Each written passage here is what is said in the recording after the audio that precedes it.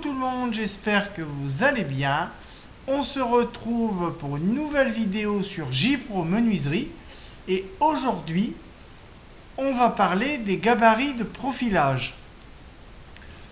Comment reproduire une forme, les gabarits, disons, en mémoire de forme.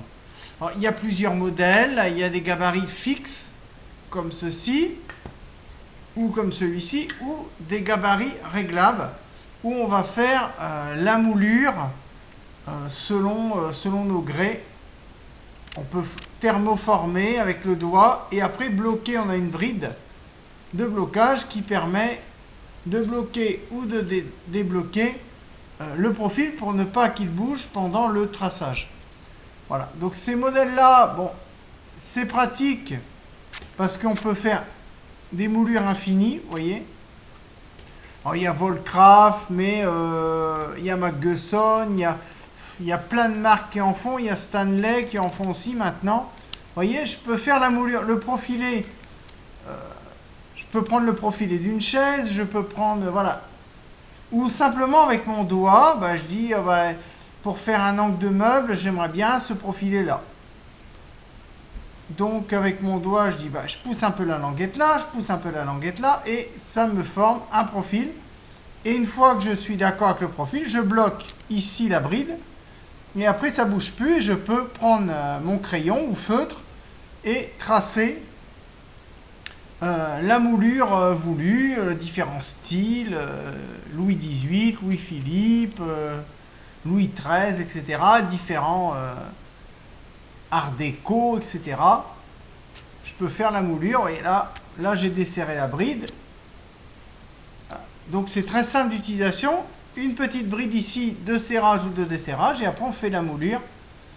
Après moi, ces modèles là je suis pas fan. Moi je préfère des gabarits thermoformés comme ça, faits à base d'imprimante 3D. Donc là il n'y a pas longtemps j'ai fait un style art déco, des pieds de table avec ça. Donc voilà, j'ai juste à suivre mon profil. Et le jour que j'ai à nouveau un pied de table art déco, je sais que j'ai des moules ou des gabarits prêts à l'emploi pour ça. Donc je les mets dans un coin, dans un petit bac, dans un petit tiroir. J'ai aussi une forme ronde aussi, donc sans les troupes chez Brico Dépôt sur commande. C'est vendu avec les éléments de cuisine. Normalement c'est des gabarits d'éléments de cuisine pour monter des...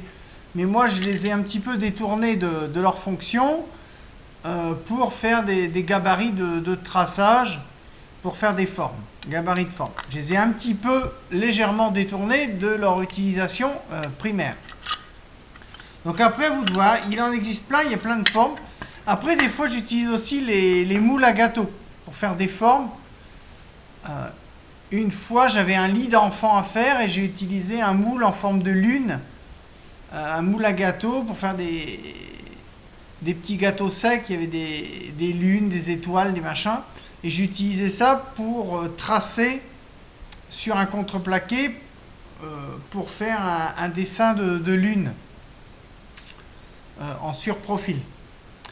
Voilà. Après, à vous de voir. Après, ça, c'est un peu plus cher. Alors, au niveau des prix, un gabarit thermoforme réglable comme ça, bon là, Volcraft, moi je l'ai acheté chez Bricomarché Dieppe. J'ai payé ça, je ne sais plus, 18 € je crois. Ça doit valoir 17-18 € ce modèle-là. Après, moi, je le trouve pas très pratique. Je sais qu'il y a d'autres modèles. Le Maguesson, je crois qu'il est un peu meilleur. J'ai un ami qui l'a. Bon, après, à voir.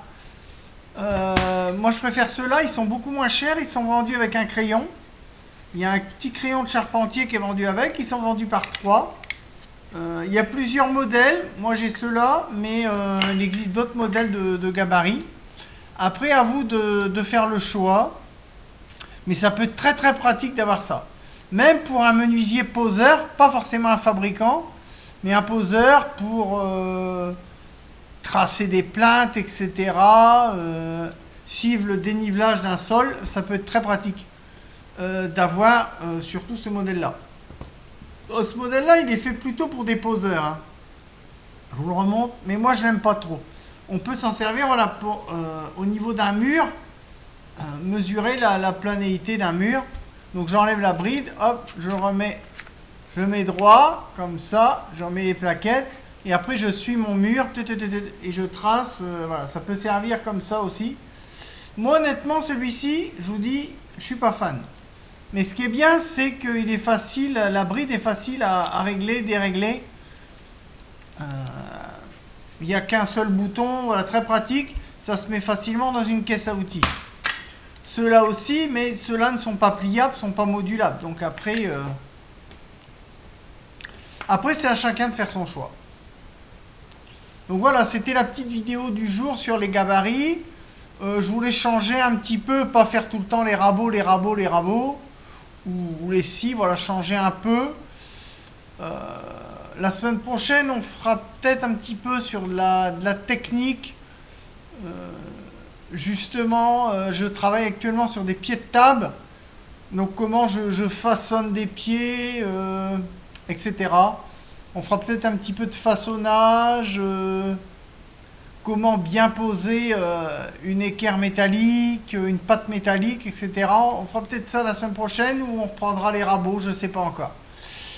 Je vous parlerai peut-être un petit peu des assemblages du menuisier, les assemblages du bricoleur, du menuisier, etc. Ça sera dans une prochaine vidéo, je pense à venir aussi ça. Sur ce, je vous souhaite un bon week-end, un bon début de semaine à tous. Et je vous dis à très bientôt sur J-Pro Menuiserie. Ciao, bye bye.